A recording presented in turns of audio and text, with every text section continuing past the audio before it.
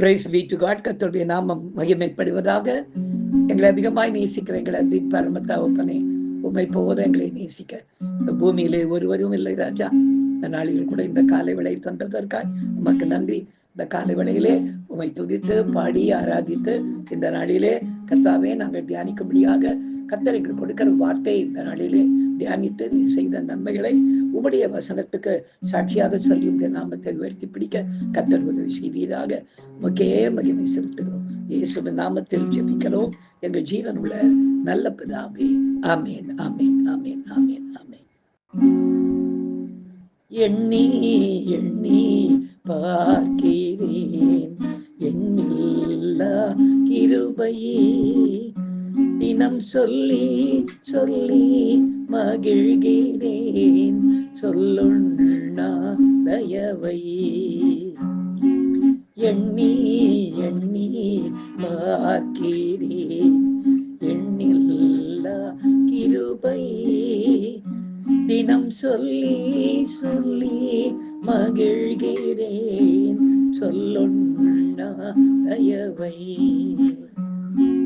கண்மணி போல் காத்தீரே இன்னல் யாவும் தீர்த்தீரே, கண்மணி போல் காத்தீரே இன்னல் யாவும் தீர்த்தீரே, ஜீவனுள்ள சாட்சியாய் என்னை மாற்றி வைத்தீரே, ஜீவனுள்ள சாட்சியாய் என்னை மாற்றி வைத்தீரே.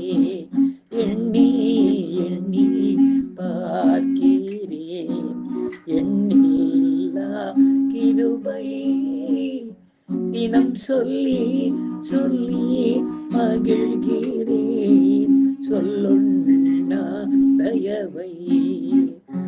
தினம் சொல்லி சொல்லி மகிழ்கிறேன் சொல்லுண்ணா தயவை. எனக்கு அருமையானவர்களே, இந்த நாளிலே நாம் தியானிக்கும்படியாக கர்த்தர் கொடுத்துக்கிற வார்த்தைக்கு நேராக நாம் கடந்து போவோம். எடுத்து வாசிக்கலாம். சங்கீத புத்தகம் 139 சங்கீதம் 6 வசனத்தை நாம் வாசிப்போம். தாவீது எழுதுகிறார், இந்த அறிவு எனக்கு மிகுந்த ஆச்சரியமும் எனக்கு எட்டாத உயரமுமாயிருக்கிறது. பிரியமானவர்களே, அறிவு போட்டி போட்டுக்கொண்டு உலகத்தை ஆர்டிஃபிஷியல் இன்டெலிஜென்ஸ் என்ற பெயரிலே இன்றைக்கு ஆக்கிரமித்து கொண்டிருக்கிறது. நியாயமான அறிவெல்லாம் மழுங்கி எனக்கு இந்த ஆர்டிஃபிஷியல் இன்டெலிஜென்ஸ் என்கிற அறிவு இன்றைக்கு உலகையே பயமுறுத்தி கொண்டு நிற்கிறது. என்ன பாஸ்டர் என்ன சொல்றீங்க அப்படின்னு கேட்கிறீர்களா? நமக்கு முன்னாலேயே நம்முடைய குழந்தை பருவ உருவத்தை நமக்கு தெரியாத ஒரு மனுஷன் கொண்டு வந்து, அதாவது இப்போ நமக்கு இருக்கிற ஒரு ஃபோட்டோவை அவங்க கையில் கொடுத்தா அதிலிருந்து நம்முடைய குழந்தை பருவ உருவத்தை கொண்டு வந்து, அது மட்டும் இல்லாமல் நம்ம இன்னும் கொஞ்ச நாள் வாழ்ந்தோம்னா ஒரு 90 வயசை எப்படி இருப்போம்னு ஒரு உருவத்தையும் உண்டு பண்ணி நம்மை அறியாத நாம் பார்க்காத ஒருவன் இன்றைக்கு அவனுடைய படிப்பினாலே நம்மை பயமுறுத்தி கொண்டிருக்கிறான். இதுதான் இன்றைக்கு ஆர்டிஃபிஷியல் இன்டெலிஜென்ஸ். கடந்த காலத்தையும் எதிர்காலத்தையும் படமளவிலே கணிக்கக்கூடிய நிகழ்கால அறிவு இன்றைக்கு உலகத்தை சுற்றி வலம் வந்து கொண்டிருக்கிறது. ஆனால் மனிதனின் எந்த அறிவின் வளர்ச்சியும் நமது கர்த்தர் அந்த அறிவோடு போட்டி போடவே முடியாது. அந்த அறிவு நம்மை பயமுறுத்தாத அன்பான ஆச்சரியமான அறிவும் எவ்வளவுதான் ஆராய்ச்சி செய்து பார்த்தாலும் நமக்கு எட்டாத உயரமுமாயிருக்கிறது என்று வேதம் சவால் விடுகிறது. இந்த வசனத்தை உறுதிப்படுத்தும்படியாக ஊழியத்தின் பாதையில் நடந்த ஒரு காரியத்தை இன்றைக்கு நான் சாட்சியாக சொல்லுகிறேன். இன்றைக்கு எனக்கு பிறந்த நாள். இந்த சாட்சி கேட்கிற நீங்கள் தயவுசெய்து எனக்காக குறிப்பாக ஊழியத்திற்காக ஜெபித்துக் கொள்ளும்படி உங்களை நான் அன்போடு கேட்டுக்கொள்கிறேன். கர்த்தருடைய நாமம் மாத்திரம் மகிமைப்படுவதாக. எனக்கு அருமையானவர்களே, ஊழியத்தின் பாதையிலே வருவதற்கு முன்பாக ஞானஸ்தானம் எடுக்கும் பொழுது என்னுடைய பாஸ்டர் கிட்ட, பாஸ்டர் எனக்கு பால்னு பேர் வைங்க அப்படின்னு கேட்டேன். என்னமோ எனக்கு ஒரு ஆசை, பால்னு பேர் வைங்க. ஏன்னா படித்தது நான் சென்ட் பால்ஸ் ஸ்கூலில், அதனால் பால்னு பேர் வைங்க. அவர் சொன்னார், நீ வாழ்ந்த அக்கிரம வாழ்க்கைக்கு உனக்கு பால் ஒரு கேடா, பைபிளை எட்டி உதச்சி பைபிளை கிழிச்சுட்டெல்லாம் இருந்த நீ அதெல்லாம் வைக்க முடியாது பாரு, பேரே வைக்கல.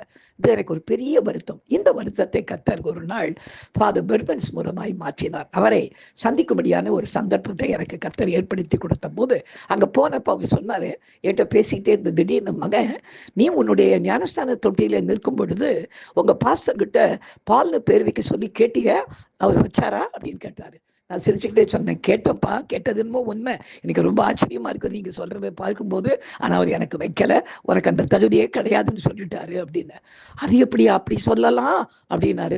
அவர் சொல்லிட்டாரு, எனக்கு வைக்கல, இன்னும் வரல, நான் அவர் என்னன்ற பேர்ல தான் நான் இருந்து கொண்டிருக்கிறேன். நான் பேசி முடிச்சேன். அப்ப சொன்னாரு, நான் இன்னைக்கு உனக்கு பேர் வைக்கிறேன் அப்படின்னாரு.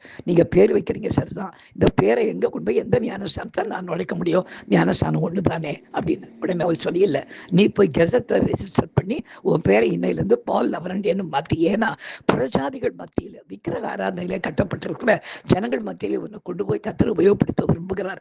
பாலுக்கு அப்படிப்பட்ட அழைப்பு தான்ப்பா கர்த்தர் பவுலுக்கு கொடுத்திருந்தார், நீ தயவுசெய்து மாற்றினார். அவர் சொன்னபடியே மாற்றின பிற்பாடு பயங்கரமான காரியங்களை கர்த்தர் என்னுடைய வாழ்க்கையிலே ஊழியத்தின் பாதையிலே விக்கிரக ஆராதனையிலே கட்டப்பட்ட ஜனங்களை விடுதலையாக்கி ரட்சித்து கொண்டு வந்ததை நான் பார்த்தேன். இப்படி போய் கொண்டிருந்த விளையிலே ஒரு நாள் உட்கார்ந்து எனக்கு இப்போ பாரு, நான் பரிசு பவுலை குறித்து நான் நினச்சி பார்ப்பேன். அப்போ ஒரு நாள் பால் தி அப்போஸ்டல் அப்படின்ற ஒரு இங்கிலீஷ் படம், அதை வீட்டில் உட்காந்து நான் என்னுடைய ரூமில் உட்காந்து ராத்திரி 11 மணிக்கு உட்காந்து 1:30 மணி வரையில் 2.5 மணி நேரம் படம் ஓடிக்கொண்டிருந்தது. அதை பார்த்து கொண்டே இருந்தேன். கடைசியாக பவுல் ரோமுக்கு எப்படி வந்து சேர்ந்தார் என்பதை பார்த்து அப்படியே கண்ணில் தண்ணியாக ஊற்றுச்சு. அப்போ நான் என்ன பண்ணேன், அந்த எதிரே இருந்த கம்ப்யூட்டர் அப்படியே கிட்ட இழுத்து அந்த மானிட்டரை என் நெஞ்சோட அழித்து வச்சுக்கிட்டு, ஆண்டவரே நான் ஆசைப்பட்ட பேரை எனக்கு எப்படியோ ஒரு ஊழியக்காரர் மூலமாக மறுபடியும் வச்சுட்டீங்க, எனக்கு இப்படிப்பட்ட ஒரு ஜனங்களை மத்தியில் எனக்கு ஊழியத்தை தாருன்னு அப்படியே அந்த நெஞ்சோட கட்டி பிடிச்சிக்கிட்டு அப்படியே அழுத்து தூங்கிட்டேன். திடீர்னு கண்ணு வச்சு பார்த்தா மணி 2 மணி. என் மடியில் அந்த மானிட்டர், கம்ப்யூட்டர் மானிட்டர் விழுந்து கிடக்குது. அப்படியே தூக்கி மேலே வச்சுட்டு, ஸ்தோத்திரம் ஆண்டவரே, ஆண்டவரே, இப்படிப்பட்ட ஒரு ஊழியம் வைராக்கியமாய் விக்கிரகத்திலே கட்டப்பட்டிருக்கிற ஜனங்களை விடுதலையாக்குகிற ஒரு ஊழியத்தை நீங்கள் எனக்கு கொடுக்கணும். அப்படிப்பட்ட வார்த்தைகளை என் வாயில நீங்கள் வைக்கணும் ஆண்டவரே. இதுவரையில் நடத்திக்கிட்டு இருக்கீங்க, இனிமேல நடத்துங்க அப்படின்னு சொல்லிட்டு நான் படுத்துட்டேன். படுத்து மறுநாள் காலையில் எழுந்து, எனக்கு அருமையானவர்களே, காலையில் எழுந்து அதே யோசனை அப்படியே உட்காந்துட்டு இருந்தேன். அப்படி ஒன்று கேட்டுமே ஆண்டவர்கிட்ட அப்படின்னு சொல்லிட்டு கேட்டு உட்காந்துக்கிட்டு இருக்கும்போது ஒரு 8:45 மணி இருக்கும். ஒரு 3 சகோதரிகள் ஒயிட் ட்ரெஸ்ஸில் வந்து வாசலில் நின்னாங்க. நான் எட்டி பார்த்து, யாருமா வேணும் அப்படின்னு. பாஸ்டர் லவரண்டியன் வீடு இதுதான். நாங்கள், ஆமாம் வாங்க சிஸ்டர் உள்ள. ஹேனா சிஸ்டர் ஹேனா, அவங்க கூட முஸ்லீம் ரட்சிக்கப்பட்ட 2 பேர், 3 பேரும் உள்ள வந்தாங்க. எங்கேம்மா இருக்கீங்க அப்படின்னு கேட்டேன். நாங்கள் 100 கிராம் ஊழியம் செய்கிறோம் அப்படின்னாங்க.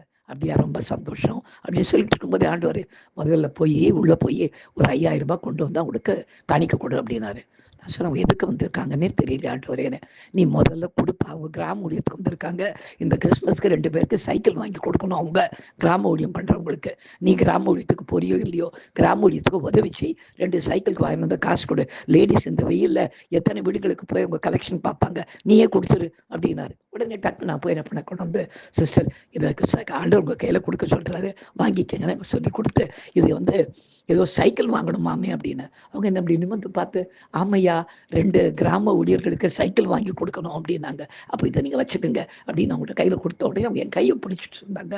அப்பா தப்பா நினைக்கலன்னா, நீ எனக்கு மக மாதிரி, நான் உன் கையை பிடிச்சி உனக்கு ஜெபம் பண்ணலாமான்னாரு. பண்ணுங்கம்மா அப்படின்னு 2 கையை நீட்டினேன். அவங்க கையை பிடிச்ச உடனே அபிஷேகத்தை நிரம்பி, மகனே நேற்று இரவு 12 மணிக்கு மேலே நீ உட்கார்ந்து என்னோட பேசும்போது பரிசுத்த பவுலுடைய ஒரு ஊழியத்தை போல ஒரு ஊழியத்தை எனக்கு தாருன்னு கேட்ட இல்லை, அதே மாதிரி விக்கிரக ஆராதனையில் கட்டப்பட்டிருக்க ஜனங்களை விடுதலையாக்குகிற தேவனுடைய வார்த்தையை உன் வாயில் ஆண்டவரை வச்சு ஒன்று நடத்துவார்னு சொன்ன உடனே என்னை கண்டத்தை தண்ணி ஊற்ற ஆரம்பிச்சு அழ ஆரம்பிச்சிட்டேன். என்னப்பா அழுகுற அப்படின்னாங்க. கடைசியாக நேற்று ராத்திரி இதை தான் நான் ஆண்டவர்கிட்ட கேட்டேன். ஆண்டவருடைய அறிவு எவ்வளோ பெரிய ஆச்சரியமான அறிவு பாருங்களேன். கரெக்டாக உங்களை கூட்டிகிட்டு வந்து காலையில் அதை மறுபடியும் கன்ஃபார்ம் பண்ணுறாரு. எப்போவுமே ஆண்டவர் சில சாட்சிகளின் மூலமாக அதை உறுதிப்படுத்துவார். இதை கர்த்தர் எனக்கு உறுதிப்படுத்தினார் என்ற அந்த நாளிலே இன்றைக்கி நாம் வாசித்த பிரகாரமாய் அவருடைய அறிவு நமக்கு மிகுந்த ஆச்சரியமும் நமக்கு எட்டாத உயரமுமா இருக்கிறது. இது கூட யாரும் போட்டி போட முடியாது, யாரும் ஜெயிக்கவும் முடியாது. நாம் இந்த நாளிலே செபிக்கலாம். எங்களை அதிகமாக நேசிக்கிற எங்கள் அன்பின் பரம தகப்பனே, இந்த கருவையான விளைக்காய் உமக்கு நாங்கள் நன்றி செலுத்துகிறோம், மகிமைப்படுத்துகிறோம். ராஜா, உம்முடைய அறிவு கர்த்தாவே எங்களுக்கு மிகுந்த ஆச்சரியத்தை கொடுக்கிறது மாத்திரமல்ல, அது எவ்வளவாறு நாங்கள் ஆராய்ச்சி செய்தாலும் எங்களுக்கு எட்டாத உயரமாக இருப்பதற்காக உமக்கு நன்றி. இப்போ ஏற்பட்ட தேவனை அப்பா தெய்வமாய் கொண்ட ஜனமாகி நாங்கள் பாக்கியம் உள்ளவர்கள் என்பதை நாங்கள் அறிந்திருக்கிறோம். அடிமைக்கு ஒரு வருஷத்தை நீர் கூட்டி கொடுக்கிறதற்காக உமக்கு நன்றி ராஜா. உமக்கு சுத்தமானால் இந்த புதிய வருஷத்தில் உமக்காய் இன்னுமாய் ஓட கர்த்தர் உதவி செய்யும்படியாக ஜெபிக்கிறோம். நீரே நடத்தும் பெரிய காரியங்களை செய்யுங்க. இயேசுவின் நாமத்தில் ஜெபிக்கிறோம் எங்கள் ஜீவனுள்ள நல்ல பிதாவே, ஆமென். ஹல்லேலூயா, ஹல்லேலூயா, ஹல்லேலூயா. God bless you. Thank you.